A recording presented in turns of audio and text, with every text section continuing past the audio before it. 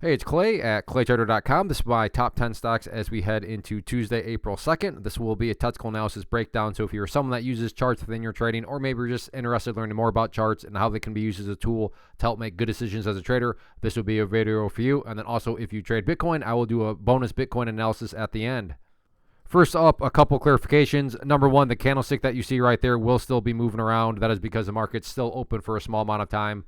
But I like to do these videos when the market is still open because sometimes we can capture some really interesting late day price movement. And then second, I'll be using the 30-minute time frame, meaning each one of these candlesticks here represents 30 minutes worth of time. So ticker symbol number one, CXAI, big mover today, and one that you got to think a lot of people will be watching headed into Tuesday. So let's get some key levels mapped out here from the support and resistance standpoint. We'll start with areas of support, and you got to think that the level here that a lot of people will be watching is right here at the bottom part of that consolidation area, right there about $5.80. So let's change that to green to represent support. So if you do like to play pullbacks, then of course there's no guarantees, but is it plausible to think that if the price comes on there, it could find some support and bounce back upwards like it's done before? Again, not a guaranteed outcome, but certainly more than plausible. So if you pullback players, keep a close eye on that 580-ish area. And then as far as areas of resistance are concerned, pretty straightforward, essentially just a question of where did the party stop today? And, the price had some struggles up there right around that 695 mark. So there we go, red for resistance. So keep an eye on that 695 mark. But all things considered, I would say that, it was a good, solid move, good, solid afternoon. What makes us interested in headed into Tuesday is that 30-minute candlestick right there.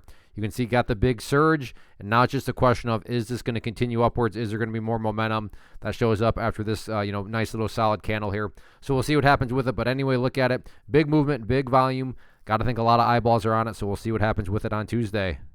Next one, ticker symbol NKLA, and this one finally pulled back a little bit. But now, big picture-wise, just to offer up context, you can see this thing is still very much so in an overall uptrend. And I just bring that up because from a presentation standpoint, a little tricky, because I understand if you're some sort of day trader, flipper, scalper, and you bought right there and your plan was to buy and sell within 7 minutes, and from that standpoint, the chart looks really, really rough. But assuming you do care about things from the big picture point of view, even with the pullback today, the lows have still been getting very much so higher and higher, and that's what it's all about. As long as something is putting in higher lows, if you want to envision these as stair steps, so as long as the stair steps continue in the upwards direction, then that is by far what matters most. So just keep that in mind from an overarching standpoint. In terms of more so near areas of what I would consider the key level of resistance, that would be right here at the $8 mark. Going back through the history of things, you can see that $8 has shown up once, twice, and then 3 times right there. So for whatever reason, that $8 mark is definitely being pretty stubborn. So one that I would keep an eye on if the overall uptrend is going to have a chance of staying strong. But like I said, all things considered, assuming you care about the big picture point of view, the chart is still perfectly healthy. Next, SBFM, and a good solid pattern here. So let's get this pattern drawn into play. So let me first get the resistance part of the pattern up there. Again, red for resistance, and then come in here with the bottom part of the pattern right here. And then maybe make it easier to see. Let's keep it all one color here. So we have our resistance. We have our support. We have the huge explosive move right there. If you golfers out there, try to make it a little bit more visual. Put the golf hole down here. And this would be a bull pennant pattern. So no guarantees, but is it plausible? Is it valid to think that if the price can work its way up to here and then get the break, that the break right here in and of itself could create additional buying pressure? That is certainly a plausible scenario. So if you like bull pennant patterns, you like penny stocks, definitely keep an eye on this one. Next one, PLTR, and the downtrend continues on this one. Now, to be fair, spent pretty much the back half of the day putting in some higher lows, so always good when you get a low there, and then a little bit of a higher low there. But that's also just a couple stair steps, and it takes more than a couple stair steps to get things totally turned around. Again, don't get me wrong, everything's got to start somewhere, but still more work that needs to be done. But so a step in the right direction, which is why I would definitely consider this level right here in terms of supports very, very important at the 2250 mark. And I'm not saying this is what's going to occur, but if the price were to roll back over, come down to that area, and then break down below there, you're essentially right back at those lows, which is not any sort of progress, right? That's just, going right back to where you were. So to me, 2020 or 2250 is very, very important, because if the price were to come down there and then bounce, what would you have at that point in time? Well, you'd have a set of lows there. You'd have those lows, and then once again, we get back to at least you got a couple of stair steps in motion there. So 2250, very important from that regard. In terms of areas of resistance, Main battleground, if there is going to be any sort of bigger turnaround, I would say right up there at the $23 mark. So keep an eye on that. But all things, kind of in a bigger picture standpoint being considered right now, definitely the bears seem to be in full control. Next one, AMC, and the bloodbath continues. It was rough on Thursday. Remember, the markets were closed on Friday.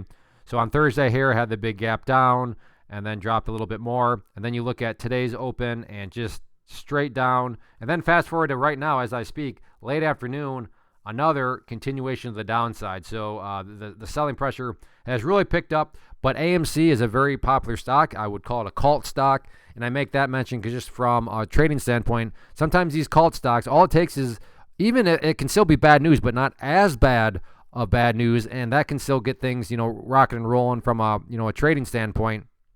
So from that angle, I think that's an interesting level to keep an eye on if you're trying to catch, maybe even if it's just a dead cat bounce. From a trading standpoint, that's all you need to put some nice little profit in your pocket. But if this thing can level out, turn itself around and get it up through that level, then I think that break right there, could definitely create some good solid upwards buying pressure. In terms of areas of support, I want to say this is at all-time lows. So it's kind of like in a reverse blue sky breakout territory. You're essentially in no man's land. Price has not been down here for a very long time, if ever. So from that angle, you kind of just got to wait for some sort of confirmation, which is why I'd say that trend line is helpful, because if the price is doing battle with that, that would have already implied that it stopped going down, leveled out, and had started to head back up.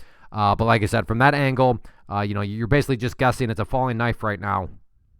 Real quick, want to take a break and personally invite you to get signed up for this free live online webinar that I'm offering later on in the week. So if you've been enjoying what you've seen and you want to learn more about this tool, how it can and should be used to build consistency and manage risk, then definitely get signed up for the free webinar. If you're watching on YouTube, there's a link down in the description box you can use to get signed up. Or if you're watching at my website, there's an area right there on the webpage itself to get signed up. So like I said, definitely go get signed up if you've been enjoying what you've seen. Next one, AMD, and starting to show some good solid signs of life here, as I've talked about in terms of stair steps already.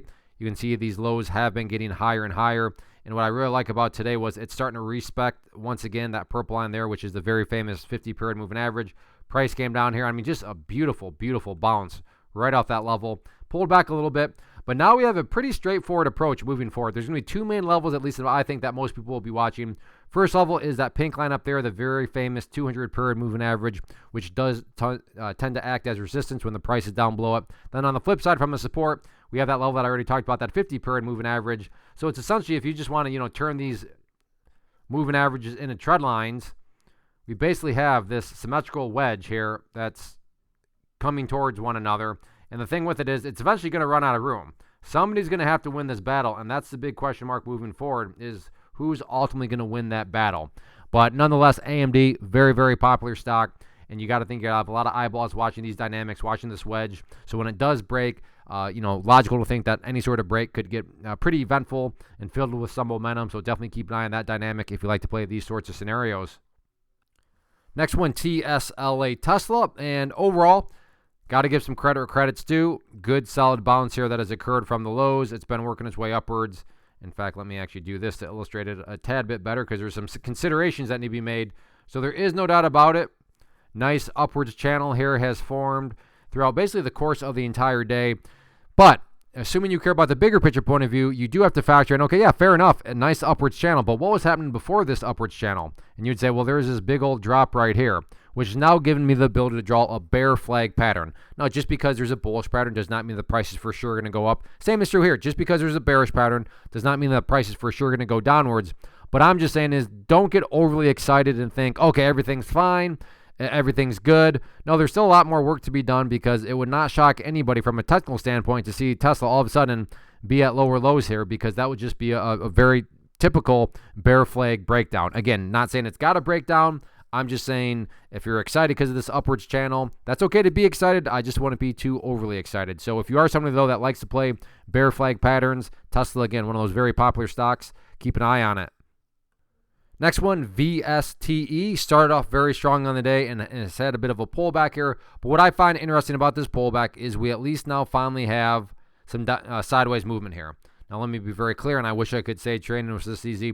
Just because the price was dropping and is now going sideways does not mean for sure guaranteed this is the bottom and for sure guaranteed the price is going to go upwards. But my point is now it makes more sense to at least question whether this is some sort of bottom. Case in point, let's just say that the price was here, but instead of starting to go sideways, it just kept dropping. And then I'm sitting here saying, hey, it's looking like this might be some sort of bottom. You'd be totally justified to say, what are you talking about? Based on what? The price literally still just dropping. But that's not the case, right? As I pointed out, it's at least started to go sideways. So while that doesn't mean that it's going to, turn around, that makes it a whole lot more plausible. So it's essentially as straightforward as that. You had a very strong move. Price has pulled back, but at least it's gone sideways. So is this sideways action some sort of leading indicator that it's bottomed out and it's ready to maybe push another upwards, movement forward? That if you like those sorts of potential circumstances, then worth at least keeping an eye on somewhere on the watch list. Next one, TPST, monster mover here, and now it's pulling back here a little bit, but all things considered, very strong day. And again, always a little bit of perspective for you day traders that might have bought right there and then wanting to buy and sell within 3 minutes. Yes, from that angle, things are looking pretty rough. But assuming you care about the bigger picture, everything is still perfectly fine. Unfortunately, nothing can go straight up. So when pullbacks happen, that is to be expected and normal. I would call an important and key level of support right down there around that $5 mark. And then as far as areas of resistance, I'm going to just kind of split the difference, try to find a common ground up here and just call it $5.75. But yes, I do realize that at one point here, the price went a little above that level right there, went slightly below it. So like I said, just trying to find a middle ground and call that main area of resistance there at $5.75. And in fact, from a very narrow standpoint, nice little bull flag pattern here has formed. I understand if it's like, nah, that's kind of fitting a square peg through a round hole, fair enough. But nonetheless, I think there is still at least a little bit of an argument that could be made for a bull flag pattern. Next one, TQQQ. It's an ETF that measures the NASDAQ market. So if you believe the NASDAQ market is going to go up as a whole, then this one will also go up. The difference is it just allows you access at a much lower price point. And this will mean a little bit more to those of you that have watched past videos. But if you have been talking about that $63 mark as a key area of resistance, and I'll turn this into a quick plug, definitely go get signed up for that free training. Because, check it out. You can't make this stuff up. Hit 63 there. Hit 63 there. And then today, big explosive move, and oh, look where it stopped, at 63. So that does not mean that 63 cannot be broken. I'm just saying it makes sense why it was rejected there, and that moving forward, 63 remains a very key level of resistance, so keep a close eye on that. And then as far as support levels are concerned, continue to watch that pink line there, that 200 period moving average, which is, again, what a coincidence. Bounce, bounce, bounce. So while that doesn't mean that it's going to always bounce, it's not shocking to see that it decided to bounce there multiple times in that time span right there. And granted, the price isn't super close to it, but it is, this an ETF that can be pretty volatile.